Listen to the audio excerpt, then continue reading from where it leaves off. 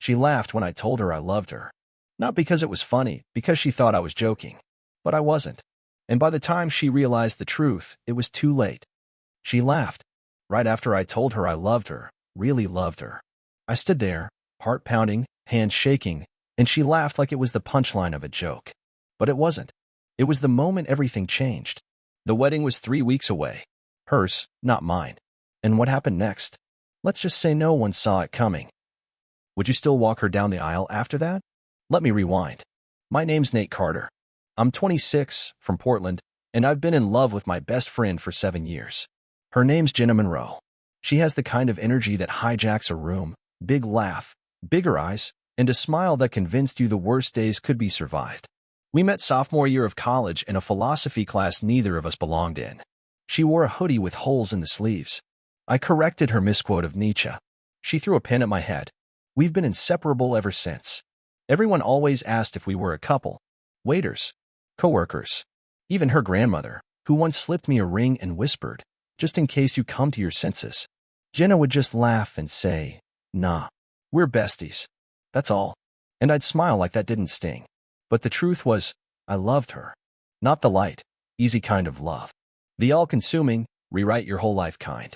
I knew her coffee order, her deepest fears, and the way she pretended she didn't cry at sad movies but always paused before the ending so she could refill her drink. I held her when she broke down over her ex. I picked her up drunk at 2 a.m. when she swore she'd walk home alone. I memorized every version of her smile. And I never told her. Until 2 weeks ago. It started on a Friday. Jenna had just gotten out of a terrible job interview and needed to decompress. I said, "Come over. I'll cook." She wore her lucky sneakers and an old band tee from a tour we saw together in 2019. We drank wine, watched trashy reality TV, and at some point, she leaned her head on my shoulder and sighed. "I don't get it," she said. "Why do I keep ending up with guys who don't see me? And I don't know what happened. Maybe it was the wine. Maybe I was just tired of hiding. Maybe I thought, finally, this was the moment. So I said it. I see you. I've always seen you." She looked up at me, blinking. I held my breath. And then, I said it out loud. "I'm in love with you, Jenna." For a heartbeat, nothing. Then she laughed. Like I just told her a joke.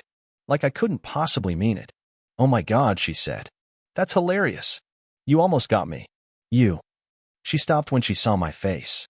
"You're serious?" I nodded. My hands were shaking, and her expression changed. Not into one I expected. Not embarrassment. Not discomfort. But pity. She put her hand on mine and whispered, "Oh, Nate, I love you too. Just not like that." It was worse than a no. It was a funeral in a sentence. I told her I needed air. I walked out without a jacket. It was 42 degrees and raining. She didn't follow. That was 14 days ago. Since then, everything's changed. She hasn't called. I haven't texted. Mutual friends are confused. And something tells me that this was never just a misread. Something tells me I missed more than a hint. I missed the truth. The real truth.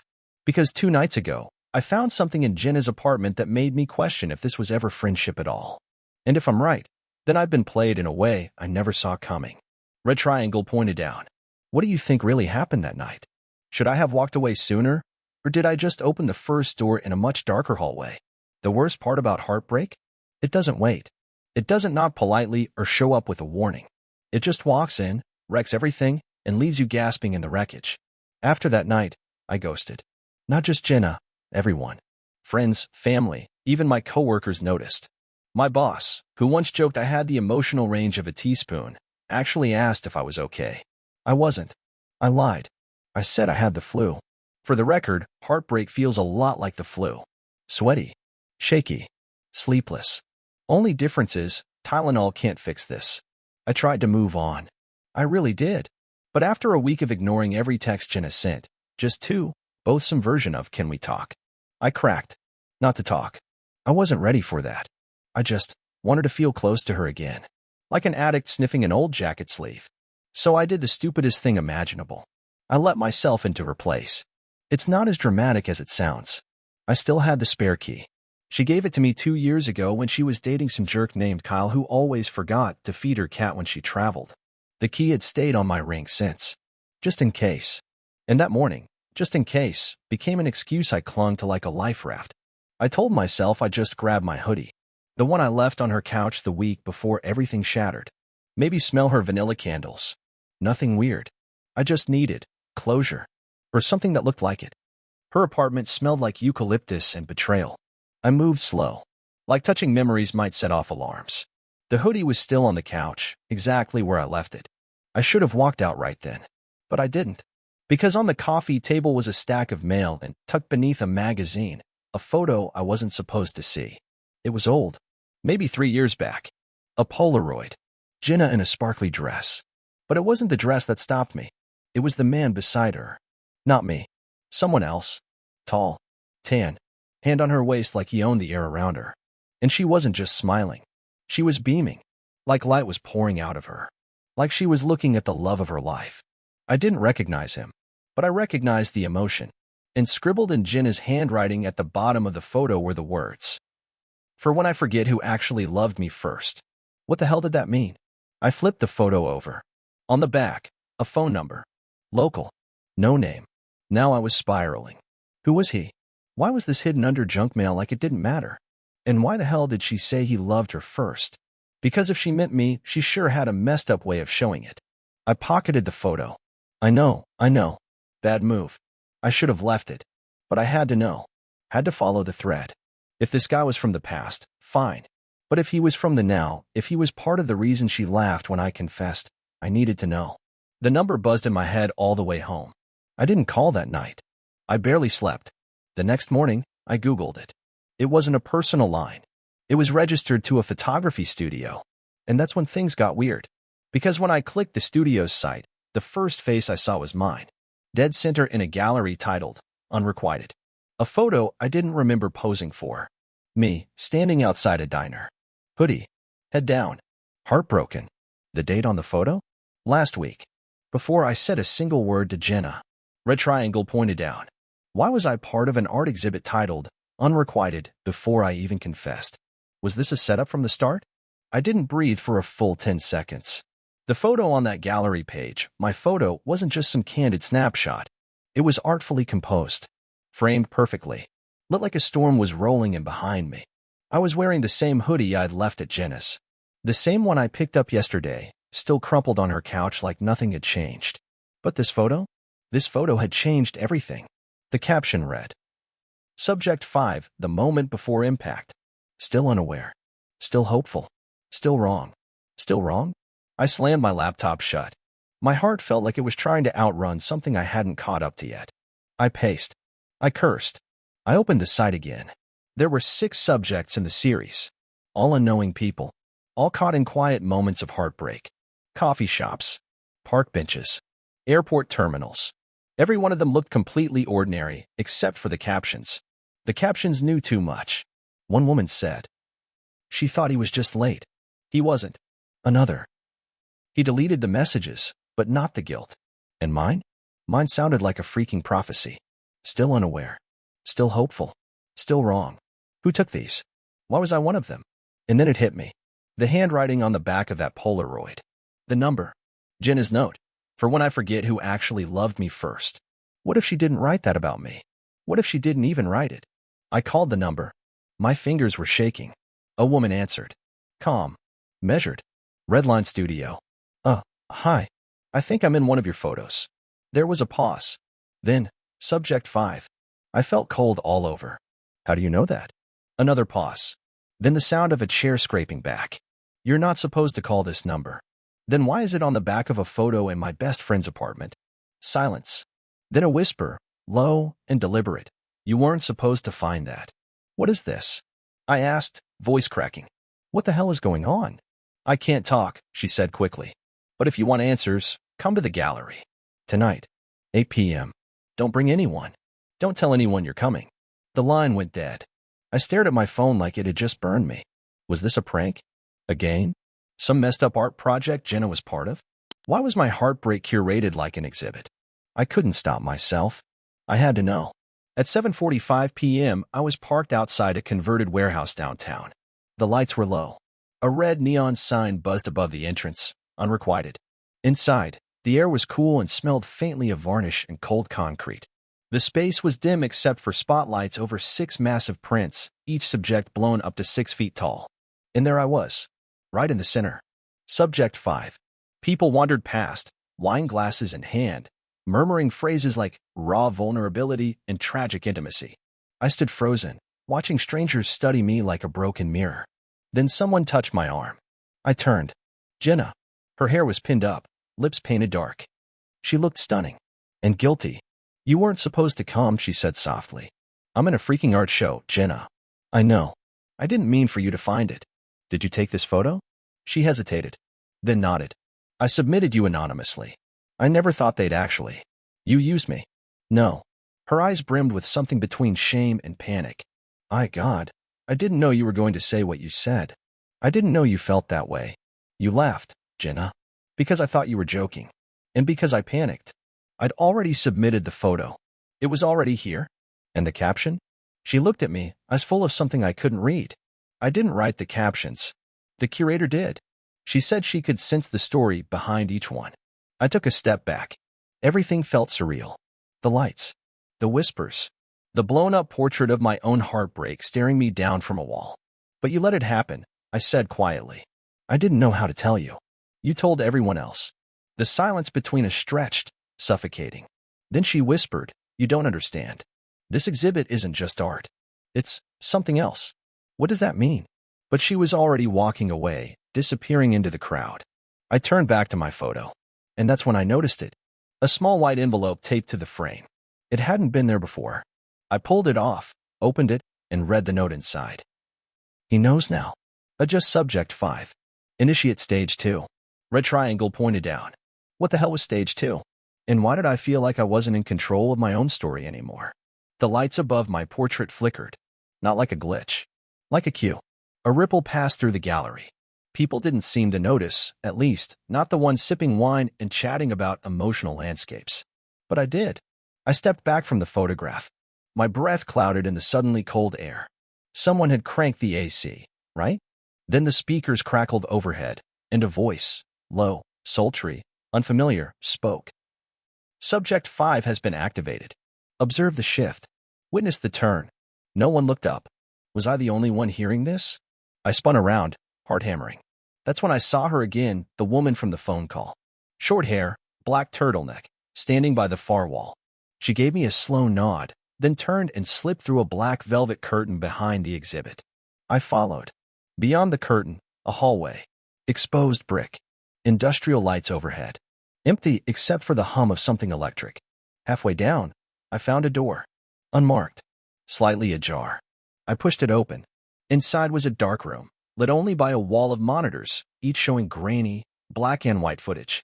6 feeds. 6 subjects. One was a man on a phone, pacing. Another was a woman sobbing in her car. One screen showed me, right now, standing in that room. I stared at it. What is this? I whispered. It's stage 2, said the woman, now behind me. The moment the subject becomes aware, and the story shifts. I turned. This isn't just art. This is, what? Surveillance? Manipulation? Documentation, she said. Calm. We don't direct the story. We only capture it. And who the hell gave you permission to capture mine?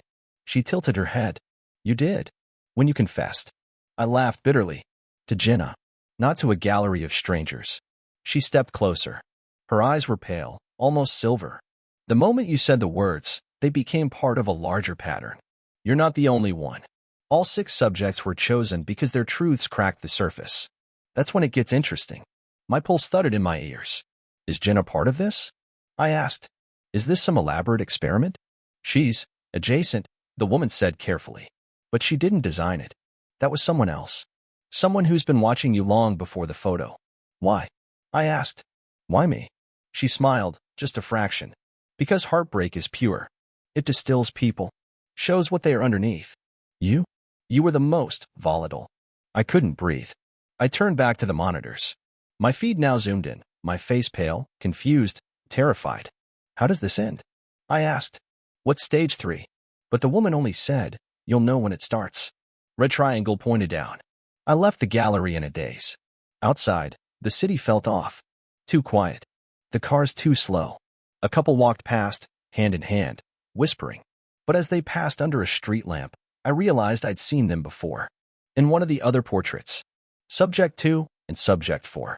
My stomach turned. I rushed home. Slammed the door. Locked it. Tried calling Jenna. No answer. I checked the site again, Redline Studio, but it had vanished. Page not found. Like it never existed. I was losing it. Losing track. Losing myself. Then came the package. Plain brown box. No return address. Inside, a Polaroid camera. And a note. Your turn to shoot. You know what to do. What the hell did that mean? I held the camera like it was a bomb. And as I did, my phone buzzed. One new text. From Jenna. 3 words. Don't take the photo. Too late. The camera clicked. But the flash never came from the lens, it came from the mirror. Blinding. White. Like waking up in the middle of a dream that wasn't mine. And when I blinked it away, I was standing in Jenna's apartment. Empty. Cold. Covered in Polaroids. Of me. Sleeping. Crying. Confessing. One of them had a new caption. Subject 5. Final phase initiated. The photographer becomes the photographed. Red triangle pointed down. Now I have questions I'm not sure I want answers to. Who's running this? What does Jenna really know? And most terrifying of all, who's holding the camera now? You ever feel like you stepped out of your own life? Like you're watching yourself from the outside, trapped in a movie you didn't audition for? That's how it felt, standing in Jenna's empty apartment, surrounded by Polaroids of me. Each one a freeze frame I don't remember. Each one labeled with time codes and captions like emotional spike, 3:12 a.m., and spontaneous truth response. And in the center of the room on the floor was a red envelope. No name. No return. I picked it up. Opened it. Inside was a single photo. Jenna and me. But not from the night I confessed. We were kids. Maybe 10. Sitting on her front porch, my arm around her shoulders. She was laughing. I looked. Safe. On the back, in messy handwriting. You were always the one. My knees gave out. That moment from my past, weaponized. They had that memory too? But it wasn't the photo that broke me. It was what came next. Because just then, the apartment door creaked open and Jenna walked in. Not the Jenna I knew. This one looked hollowed out, eyes rimmed red. She froze when she saw me. I told them you wouldn't stop, she said quietly. Them. I echoed. She closed the door behind her. The studio. Redline. Whatever they call themselves now. My head spun. You knew. She nodded. They approached me months ago. Said they wanted to do an intimacy study. Asked me to pick someone I trusted. Someone I loved. The air left my lungs. So you chose me. I didn't know what they'd do. I thought it was just interviews. A couple stage photos. They said it was art. I showed her the camera. They gave me this. Her face turned pale. They want you to take the last photo. What happens if I do? I don't know. But the last one always means it's over. I looked at her.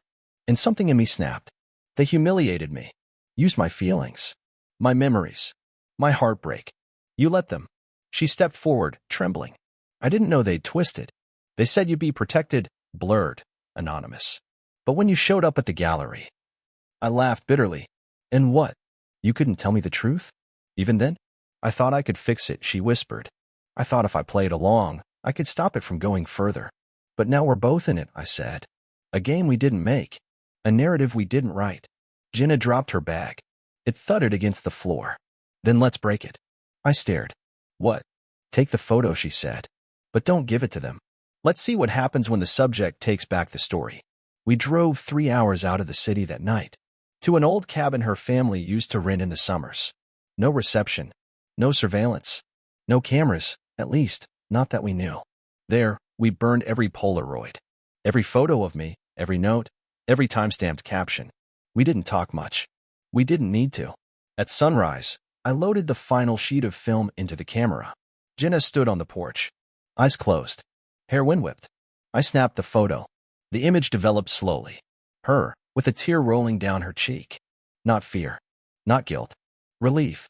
I tucked the photo in my jacket. When we returned to the city, Redline was gone. Literally. The gallery space was bricked up. No website. No email trails. Every sign they ever existed had been scrubbed. But I still had the photo. One image they couldn't control. One truth they didn't write. But here's the question that keeps me up at night. Was I the subject they wanted? Or just the test to find the next one? And when someone knocks on your door holding a camera, Will you smile? Or will you run? I didn't go to Emma's wedding. I didn't send a gift. I didn't write a note. I didn't even check the live stream. Instead, I sat in the exact booth at Manny's diner where we used to spend hours after class. My phone stayed face down. Her last text was still there, unopened. It's not too late. Please. Too late for what? Too late to undo the joke? Too late to fix the way she laughed when I handed her my heart? Too late to pretend I hadn't waited for her to take it seriously? The truth is, she tried. After the rehearsal dinner, she showed up at my apartment, soaked in rain and shaking. I didn't mean to laugh, she said, mascara smeared, dress clinging to her like guilt. I panicked. I looked at her for what felt like the first time in years. Stripped of jokes. No charm. Just her. Just raw. Then why didn't you say that sooner? Her voice cracked. Because I thought if I acknowledged it, everything would change. And it didn't? I asked. She didn't reply. She just cried. And in that moment, I realized the thing that hurt the most wasn't that she laughed. It was that I wasn't enough to stop the wedding. That I was the safe harbor she only missed when the storm got loud. I didn't open the door wider. I didn't invite her in. I let her cry, let her speak, and then I watched her walk away. At exactly 4:17 p.m. the next day, I got a text from her maid of honor. She hesitated at the altar. They paused the vows for 5 minutes. Did she say why? I typed back. Yeah, the reply came. She said she wasn't sure the person she loved would ever forgive her. But she said I love you to him. And married him anyway. They moved to Seattle a month later. And me? I left town too. Packed up everything and headed to Chicago, where nobody knows me as the guy who turned a friendship into a funeral. I started writing again short stories, mostly. About people who say the right thing too late. About laughter that sounds like glass breaking. About love that doesn't flinch when it's finally seen. Emma messaged me once last December. No, hi. No, how have you been? Just. You were never the punchline. I just didn't know how to stop laughing when I was terrified. I didn't respond. Because I wasn't angry anymore. I was just done writing a chapter that never had a real ending. Until now. So I ask you, the one still watching. Have you ever been the one who confessed something real? Only for them to laugh? And what would you have done next?